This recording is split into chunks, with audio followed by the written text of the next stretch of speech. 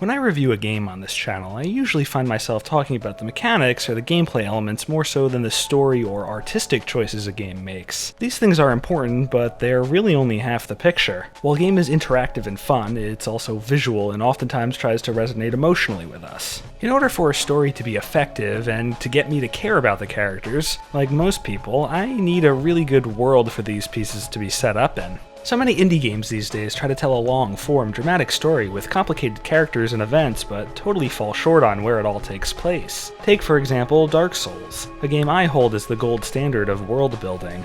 If you were to extract the gameplay and have it all take place in an unexplored generic sci-fi setting, sure, the game would be fun, but only about half as memorable and nowhere near as impactful. An inspiring and interesting world is really important. It's the great equalizer. At its best, it can add context and elevate your story or gameplay mechanics. It can also inspire player-motivated exploration and experimentation. But at its worst, it's boring wallpaper. It can create plot holes and inconsistencies with your characters and story as well. Over the next couple of minutes, I'm going to try and pick out what really works for me, what makes an interesting and engaging world while also identifying common pitfalls a lot of games fall into. One of the simplest things artists can do to make their world feel real and alive is come up with a set of clear and concise rules. It sounds kind of base, but it's important for a number of reasons. It can add player relatability to the in-game characters because very often in our own lives we have some type of strict code of rules we have to follow, whether it be at work or at home or just in society. Rules that are set up at the start can add impact on later decisions as well. Very early on in Sekiro Shadows Die Twice, we're explicitly told that the Iron Code and obeying your father is the most important thing in the life of a shinobi. This is further reinforced when Kuro, your master, suggests that you sever the immortal coil. Sekiro refuses because that would go against his code of rules. Much later in the game, when we're presented with the choice to do what is right and break the Iron Code, or do what is wrong but obey our code of conduct, our choice is that much more impactful. We understand the importance of this rule and the repercussions it may have if we break it. Rules can breathe life into a fantasy world and make it feel more real. Every single little thing doesn't have to be spelled out, but it's worth exploring if you need to make a story beat more important. Rules also don't have to be just limited to laws in society. You could also make rules for technology or magic that make them feel more believable and explored. Take, for example, Star Trek. We know from countless episodes that if a ship has its shields up, that means it can't cloak and you can't transport something on or off of it. When Riker informs Picard that the Romulans have raised shields, we, the audience, know that saving the hostage off their ship won't be so easy.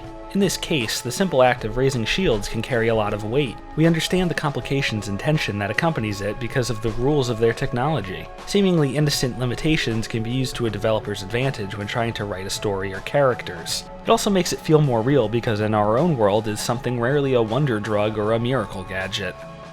Part of implementing rules in your game is the consistency to which they're adhered to. There's nothing more frustrating to me than an inconsistent game world. We've all experienced it before, where the game will teach us a solution to an earlier problem only to have a similar situation occur later with a completely different answer.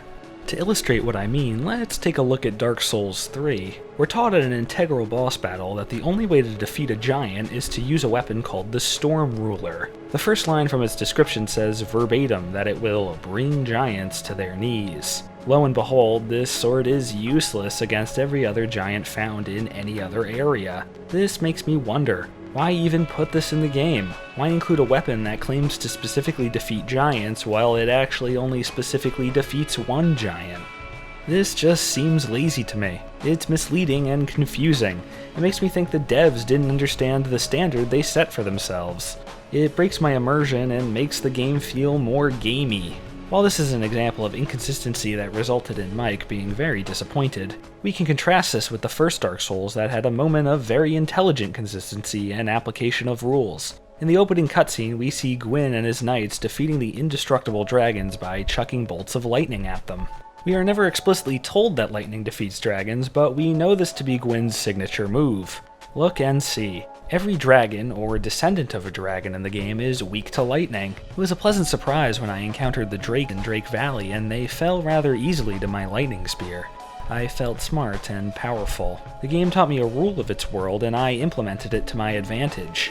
Clearly defined rules can also give your player a sense of agency when solving puzzles. While rules and consistencies can be restrictive, they can also be really rewarding and encourage logical problem solving.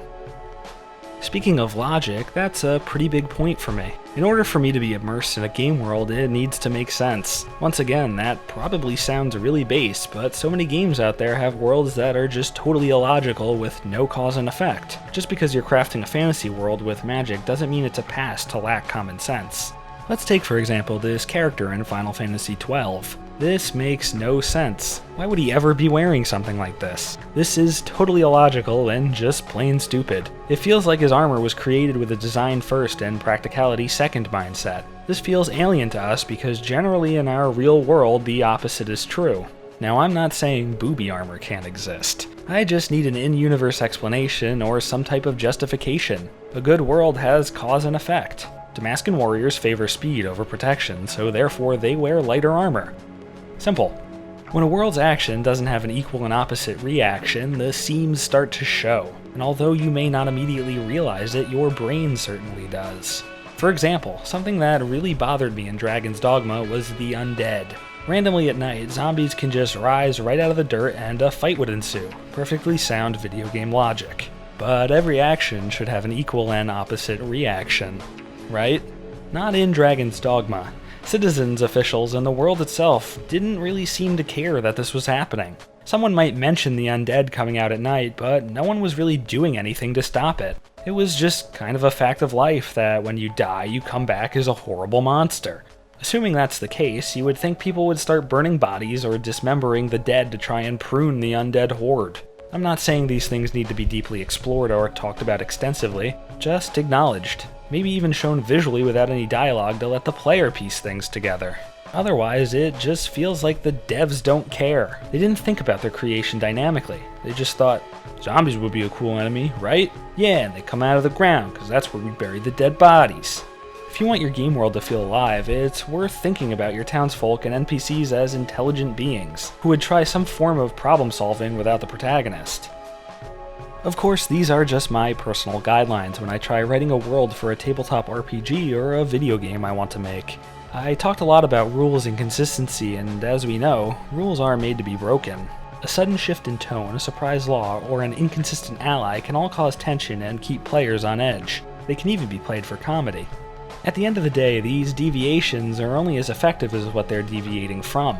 There was this part in Final Fantasy XV when Arden, the main antagonist, uses magic to switch places with an ally and cause a train accident. The developers wanted this to be surprising and shocking, but it was just kind of confusing. The game hadn't demonstrated to me what Arden was capable of before, so any power he mustered just seemed random and senseless. It lacked impact and meaning. Creating a world is tough. Just like our real world, there are so many moving parts that all contribute to one another. It's easiest to pick out a few key elements you want to focus on in your world and play them up. And remember, it's always easier to show rather than tell. A good world is reactive and alive. It should give off the impression that it's moving with or without the protagonist.